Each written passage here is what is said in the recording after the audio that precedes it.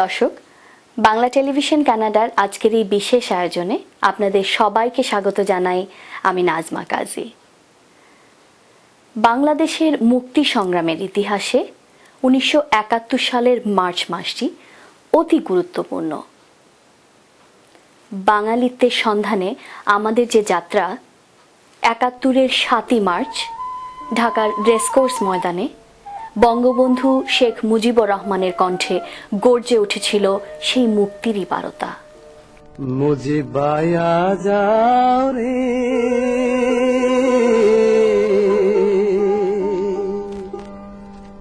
নির্যাতিত দেশের মাঝে জনগণের নাও রে, মুজিব বায়া যাও রে।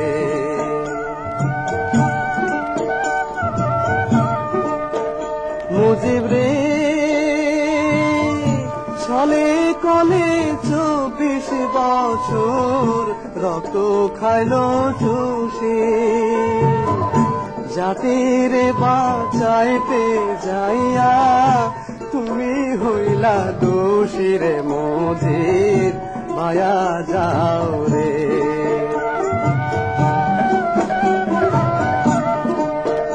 মুজিব রে বাঙালিদের ভাগাকাশে এলো দুঃখের নিশি, তুমি বাংলার চির সম্রাট, তুমি বাংলার চির সম্রাট, অন্ধকারের শশীরে মুজিব বায়া যাও রে, মুজিব বায়া যাও রে। নির্যাতিত দেশের মাঝে জনগণের নাও রে, মুজিব বায়া যাও রে। এই সিঁড়ি নেমে গেছে বঙ্গোপসাগরে, সিঁড়ি ভেঙে রক্ত নেমে গেছে 32 নম্বর থেকে, সবুজ শস্যের মাঠ বেয়ে অমল রক্তের ধারা বয়ে গেছে বঙ্গোপসাগরে। মাঠময় শস্য তিনি ভালোবাসতেন, আয়ত দু চোখ ছিল পাখির পিয়াসী, পাখি তার খুব প্রিয় ছিল। গাছগাছালির দিকে প্রিয়তমাকের গন্ধ ভুলে দু চোখ তুলে একটুখানি তাকিয়ে নিতেন। পাখিদের শব্দে তার খুব ভোরে ঘুম ভেঙে যেত।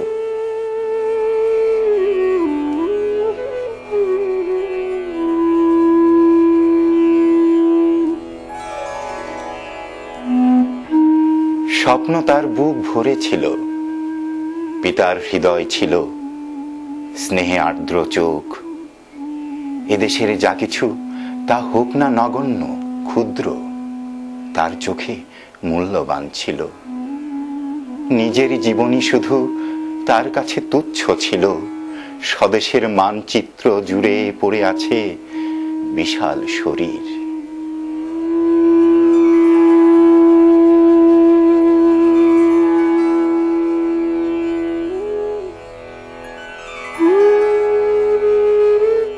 তার রক্তে এই মাটি উর্বর হয়েছে, সবচেয়ে রূপবান দীর্ঘাঙ্গ পুরুষ।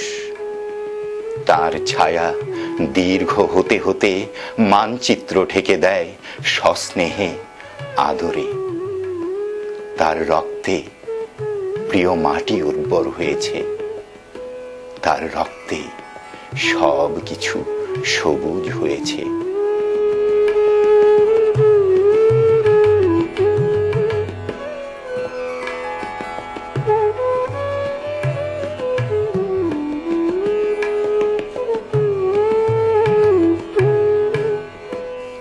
এই সিঁড়ি নেমে গেছে বঙ্গোপসাগরে, সিঁড়ি ভেঙে রক্ত নেমে গেছে স্বপ্নের স্বদেশ ব্যাপে, সবুজ শস্যের মাঠ বেয়ে অমল রক্তের ধারা বয়ে গেছে বঙ্গোপসাগরে।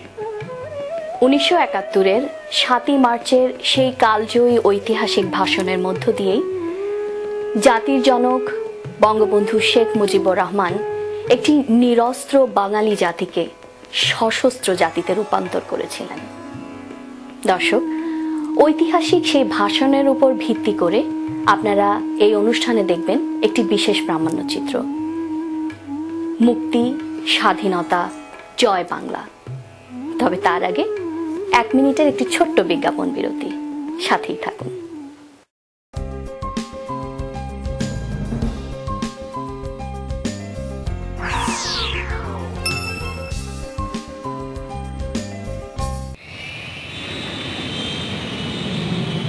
সানমুন ট্রাভেলস অ্যান্ড ট্যুরস, আপনার আনন্দময় ও নিশ্চিন্ত ভ্রমণের নিশ্চয়তা।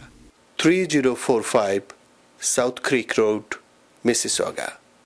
বাংলা মিডিয়া, বাংলা বই, পত্রিকা, গানের সিডি, নাটক ও সিনেমার বিপুল সমাহার। ড্যানফোর্থ ও ভিক্টোরিয়া পার্ক এলাকায় বাংলা মিডিয়ায় সাদর আমন্ত্রণ। 3000 ড্যানফোর্থ এভিনিউ, টরন্টো। বাড়ি কিনবেন? সে অনেক ঝামেলা। আমি আপনাকে সাহায্য করব। সঠিক বাড়িটি কেমনে খুঁজে পাবো? আমি আপনাকে সাহায্য করব। মর্গেজ পেতে তো অনেক সমস্যা। আপনার মর্গেজ সমস্যা সহ বাড়ি কেনা বেচার যাবতীয় পরামর্শের জন্য সাজ্জাদ একটি বিশ্বস্ত নাম।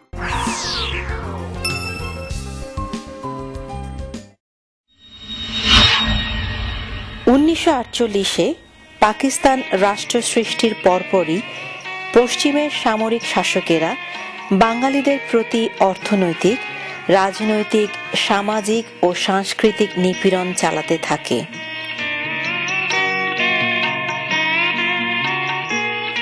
শেখ মুজিবুর রহমান সেই শুরু থেকেই প্রতিটি অন্যায়ের প্রতিবাদ করেছেন রাজনৈতিকভাবে। ভাষা আন্দোলন, যুক্তফ্রন্ট গঠন, আইয়ুব শাহীর সামরিক শাসনের বিরুদ্ধাচারণ, আগরতলা ষড়যন্ত্র মামলা, বাঙালির বাঁচার দাবি 6 দফা, 69-এর গণ অভ্যুত্থান, 70-এর নির্বাচনে আওয়ামী লীগের নিরঙ্কুশ সংখ্যাগরিষ্ঠতা লাভ, এসবই শেখ মুজিবুর রহমানের আপোষহীন রাজনীতির ফল। 70-এর নির্বাচনে একক সংখ্যাগরিষ্ঠতা অর্জনের পরও পাক সামরিক জান্তা যখন আওয়ামী লীগের কাছে ক্ষমতা হস্তান্তরের কার্যকর কোনো পদক্ষেপ গ্রহণ করল না, তখন বঙ্গবন্ধুর নেতৃত্বে ফুঁসে উঠল বাঙালি জাতি, পূর্ব Bangla. Nobody should play with the fire. Nobody should try to suppress the 70 million people. When they are determined to achieve something, nobody can suppress them. Today, tomorrow, or day after tomorrow, they must win.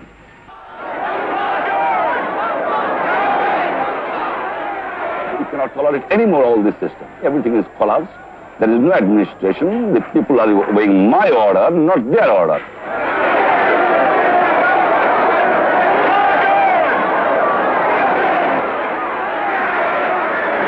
Legally, I am the authority because people have voted to me.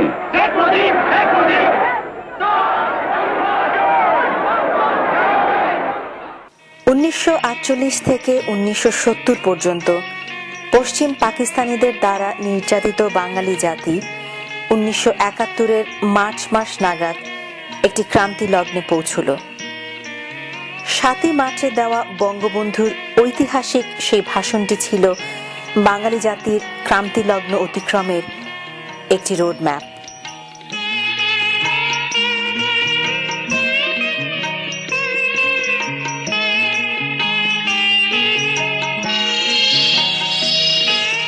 পরবর্তী 9 মাস গোটা বাঙালি জাতি মুক্তির জন্য মরণপণ যুদ্ধ করেছে ওই 7ই মার্চের ভাষণের দিক নির্দেশনা, বঙ্গবন্ধু ও জয় বাংলা নাম বুকে ধারণ করে।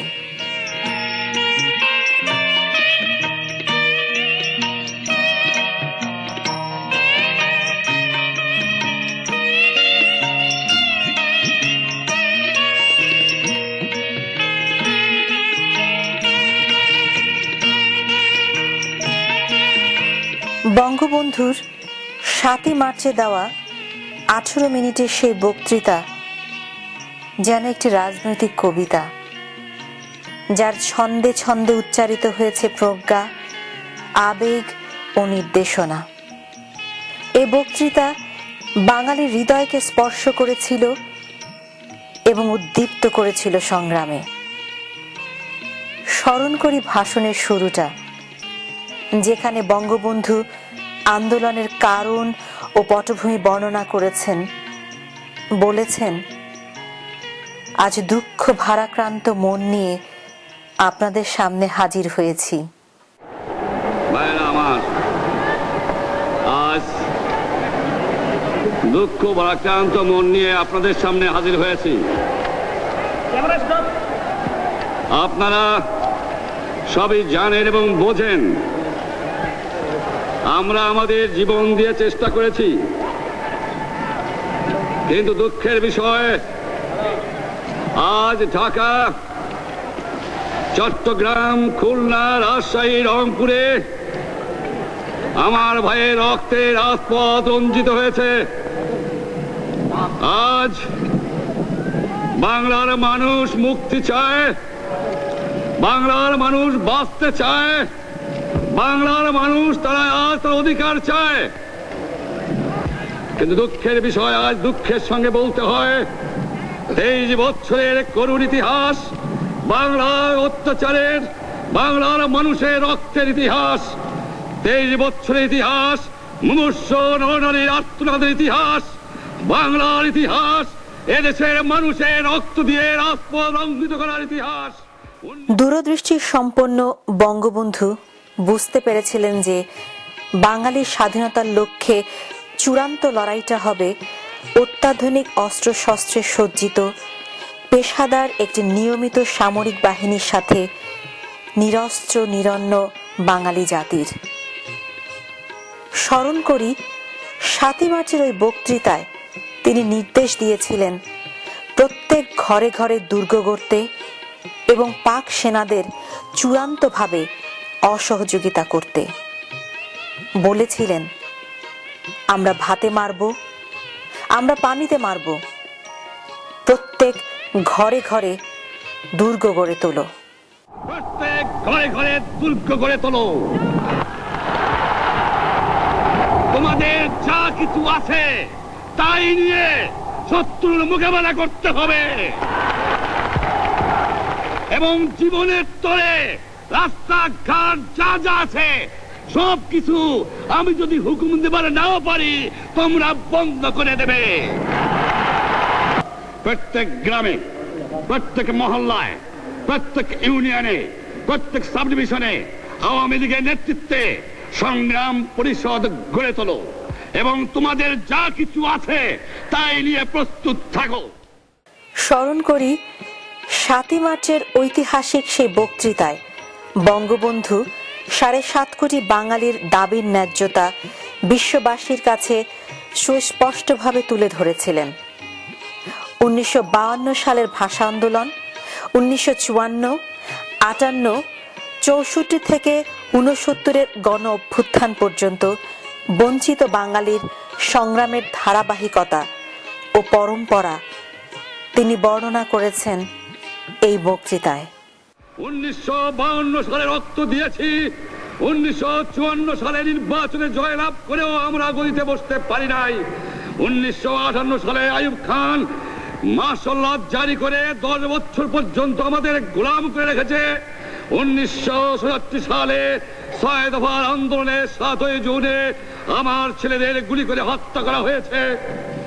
1969 সালে আন্দোলনে আইয়ুব খানের পতন হওয়ার পরে যখন ইয়াহিয়া খান সাহেব সরকার নিলেন, তিনি বললেন দেশে শাসনতন্ত্র দেবেন, গণতন্ত্র দেবেন, আমরা মেনে নিলাম। গণমানুষের পাশে থাকার প্রতিটি পরীক্ষায় প্রথম স্থান অধিকার করা ব্যক্তিটির নাম শেখ মুজিবুর রহমান। বাঙালির মনের চাওয়াটি বঙ্গবন্ধু বুঝে ফেলতেন নিমেষেই। তাই তো তিনি যাই বলতেন বাঙালি মনে করত এ তো তাদেরই কথা।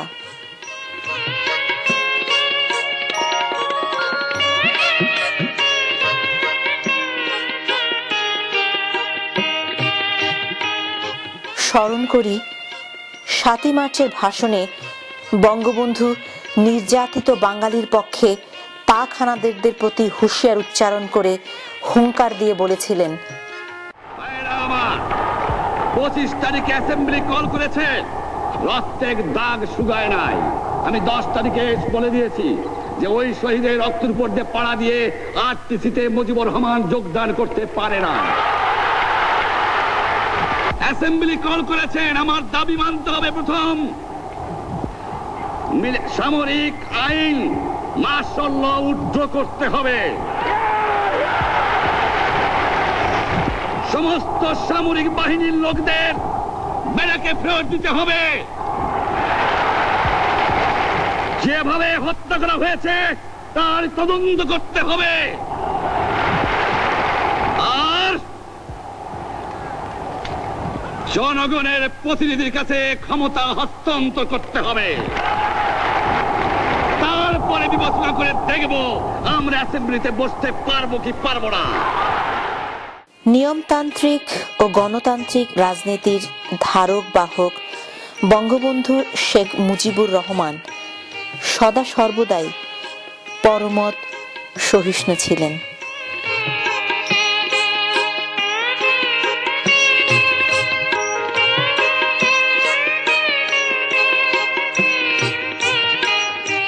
স্মরণ করি 7ই মার্চের ভাষণে ওই চরম মুহূর্তেও বঙ্গবন্ধু তার গণতান্ত্রিক মূল্যবোধকে সমুন্নত রেখেছিলেন। তিনি বলেছিলেন, যদি কেউ ন্যায্য কথা বলে, আমরা সংখ্যায় বেশি হলেও একজনও যদি সে হয়, তার ন্যায্য কথা আমরা মেনে নেব। আমরা বললাম ঠিক আছে, আমরা অ্যাসেম্বলিতে বসবো, আমরা আলোচনা করব। আমি বললাম বক্তৃতার মধ্যে অ্যাসেম্বলির মধ্যে আলোচনা করব। এমনকি আমি এ পর্যন্ত বললাম, যদি কেউ ন্যায্য কথা বলে, আমরা সংখ্যায় বেশি হলেও একজন যদিও সে হয়, তার ন্যায্য কথা আমরা মেনে নেব। তারপরে অনেক ইতিহাস হয়ে গেল, নির্বাচন হলো। আপনারা জানেন দোষ কি আমাদের? আজকে আমি প্রেসিডেন্ট ইয়াহিয়া খান সাহেবের সঙ্গে দেখা করেছি, আপনারা জানেন, আলাপ আলোচনা করেছি। আমি শুধু বাংলার নয়, পাকিস্তানের মেজরিটি পার্টির নেতা হিসাবে তাকে অনুরোধ করলাম 15ই ফেব্রুয়ারি তারিখে আপনি জাতীয় পরিষদের অধিবেশন দেন। তিনি আমার কথা রাখলেন না, তিনি রাখলেন ভুট্টো সাহেবের কথা। স্মরণ করি 7ই মার্চ 1971। অতঃপর বঙ্গোপসাগরের অসীম জলরাশির কল্লোল থেকে শক্তি সঞ্চয় করে 7.5 কোটি বাঙালির হৃদয় নিংড়ানো ভালোবাসা, আস্থা ও সমর্থনের উপর দাঁড়িয়ে সর্বকালের সর্বশ্রেষ্ঠ বাঙালি জাতির জনক বঙ্গবন্ধু শেখ মুজিবুর রহমান তার তর্জনী উঁচিয়ে ঘোষণা করলেন, মুক্তি, স্বাধীনতা, জয় বাংলা। মনে রাখবা, রক্ত যখন দিয়েছি, রক্ত আরো দেব। এদেশের মানুষকে মুক্ত করে ছাড়বো ইনশাআল্লাহ। এবারে সংগ্রাম আমাদের মুক্তির সংগ্রাম, এবারে সংগ্রাম স্বাধীনতার সংগ্রাম। জয় বাংলা।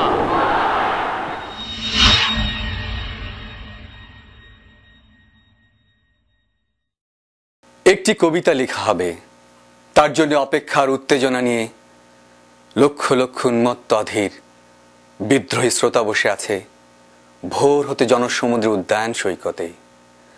কখন আসবে কবি, কখন আসবে কবি? এই শিশু পার্ক সেদিন ছিল না, এই তন্দ্রাচ্ছন্ন বিবর্ণ বিকেল সেদিন ছিল না। তাহলে কেমন ছিল সেদিনের সেই বিকেল বেলাটি? তাহলে কেমন ছিল শিশু পার্কে বেঞ্চে বৃক্ষে ঢেকে দেয় ঢাকার হৃদয় মাঠখানি?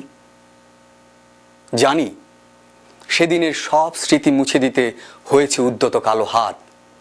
তাই দেখি কবিহীন এই বিমুখ প্রান্তরে আজ কবির বিরুদ্ধে কবি, বিকেলের বিরুদ্ধে বিকেল, উদ্যানের বিরুদ্ধে উদ্যান, মার্চের বিরুদ্ধে মার্চ।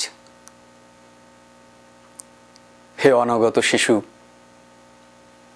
হে আগামী দিনের কবি, শিশু পার্কের রঙিন দোলনায় দোল খেতে খেতে একদিন তুমি সব জানতে পারবে। আমি তোমাদের কথা ভেবে লিখে রেখে যাচ্ছি সে শ্রেষ্ঠ বিকেলের গল্প। সেদিন এই উদ্যানের রূপ ছিল ভিন্নতর। না পার্ক, না ফুলের বাগান, এসবের কিছুই ছিল না। শুধু এক খণ্ড অখণ্ড আকাশ যেরকম, সেরকম দিগন্ত প্লাবিত ধু ধু মাঠ ছিল দুর্বাদলে ঢাকা, সবুজে সবুজময়। আমাদের স্বাধীনতা প্রিয় প্রাণের সবুজ এসে মিশেছিল এই সবুজের মাঠে। কপালে কবজিতে লাল শালু বেঁধে এই মাঠে ছুটে এসেছিল কারখানা থেকে লোহার শ্রমিক। লাঙল জোয়াল কাঁধে ছুটে এসেছিল উলঙ্গ কৃষক। পুলিশের অস্ত্র কেড়ে নিয়ে এসেছিল প্রদীপ্ত যুবক। হাতের মুঠোয় মৃত্যু আর চোখে স্বপ্ন নিয়ে এসেছিল মধ্যবিত্ত, নিম্ন মধ্যবিত্ত, করুণ কেরানি নারী, বৃদ্ধ, বেশ্যা, ভবঘুরে। আর তোমাদের মতো পাতা কুরুনিরা দল বেঁধে একটি কবিতা লেখা হবে। তার জন্য কি ব্যাকুল প্রতীক্ষা মানুষের, কখন আসবে কবি, কখন আসবে কবি। শত বছরের শত সংগ্রাম শেষে রবীন্দ্রনাথের মতো দৃপ্ত পায়ে অতঃপর কবি এসে জনতার মঞ্চে দাঁড়ালেন। তখন পলকে দারুণ, ঝলকে তরিত উঠিল জল, হৃদয়ে লাগিল দোলা, জনসমুদ্রে জাগিল জোয়ার, সকল দুয়ার খোলা। কে রুদ্ধে তাহার বজ্র কণ্ঠ বাণী, গণসূর্যের মঞ্চ কাঁপিয়ে কবি শোনালেন তার অমর কবিতা খানি। এবারের সংগ্রাম আমাদের মুক্তির সংগ্রাম, এবারের সংগ্রাম স্বাধীনতার সংগ্রাম। সেই থেকে স্বাধীনতা শব্দটি আমাদের হলো।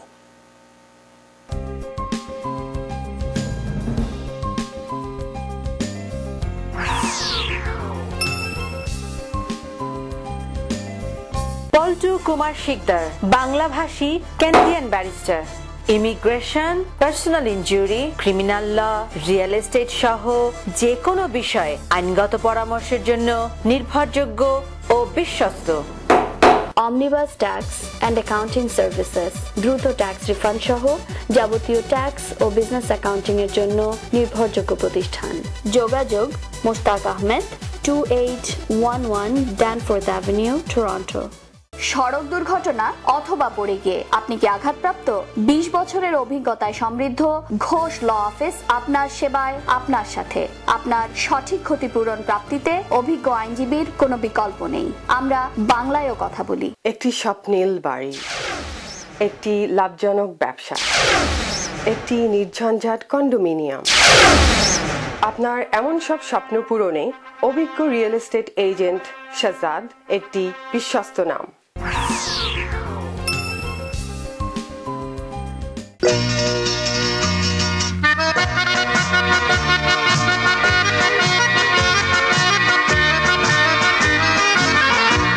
শোনো একটি মুজিবরের থেকে লক্ষ মুজিবরের কণ্ঠস্বরের ধ্বনি, প্রতিধ্বনি আকাশে বাতাসে ওঠে রুনি।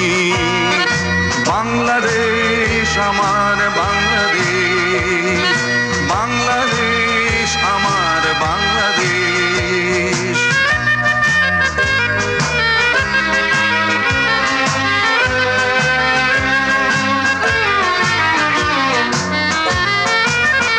সেই সবুজের বুক চেরা মিঠো পথে আবার যে যাব ফিরে আমার, হারানো বাংলাকে আবার তো ফিরে পাবো। শিল্পে কাপে কোথায় আছে হায় রে এমন সোনার খনি। শোনো একটি মুজিবরের থেকে লক্ষ মুজিবরের কণ্ঠস্বরের ধ্বনি, প্রতিধ্বনি আকাশে বাতাসে ওঠে রুনি। বাংলাদেশ আমার বাংলাদেশ।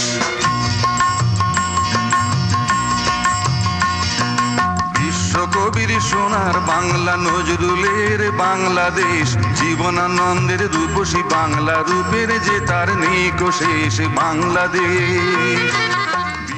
বিজয়ের আনন্দ ক্ষণিকে, কিন্তু পরাজয়ের গ্লানি চিরস্থায়ী। ৭১-এর পরাজিত শত্রুরা আজ যে কোনো সময়ের তুলনায় অধিক সংগঠিত এবং তীব্র আঘাত হানতে সক্ষম। ৭ই মার্চের চেতনায় উদ্বুদ্ধ হয়ে সকল অপশক্তির বিরুদ্ধে রুখে দাঁড়াবার আহ্বান জানাই আরও একবার। সুপ্রিয় দর্শক, এই ছিল আমাদের আজকের আয়োজন। আমাদের পরবর্তী অনুষ্ঠান বাংলাদেশের স্বাধীনতা দিবস উপলক্ষে বিশেষভাবে নির্মিত, প্রচারিত হবে 27শে মার্চ শনিবার, এই একই সময়ে একই চ্যানেলে। আপনাদের সবাইকে অনুষ্ঠান দেখার আমন্ত্রণ রইল। সে পর্যন্ত আপনারা সবাই ভালো থাকুন, সুস্থ থাকুন, আর বাঙালির সাথে বাংলা বলুন। বিশ্বকবির সোনার বাংলা, নজরুলের বাংলাদেশ, জীবনানন্দের রূপসী বাংলা, রূপের যে তার নিকো শেষ বাংলাদেশ। বিশ্বকবির সোনার বাংলা, নজরুলের বাংলাদেশ, জীবনানন্দের রূপসী বাংলা, রূপের যে তার নিকো শেষ বাংলাদেশ। জয় বাংলা বলতে মনে নেই আমার, এখনো কেন ভাবো আমার, হারানো বাংলাকে আবার তো ফিরে পাবো। অন্ধকারে পূব আকাশে উঠবে আবার দিনমণি, শোনো একটি মুজিবরের থেকে লক্ষ মুজিবরের কণ্ঠস্বরের ধ্বনি, প্রতিধ্বনি আকাশে বাতাসে ওঠে রুনি। বাংলাদেশ আমার বাংলাদেশ, বাংলাদেশ আমার বাংলাদেশ, বাংলাদেশ আমার বাংলাদেশ।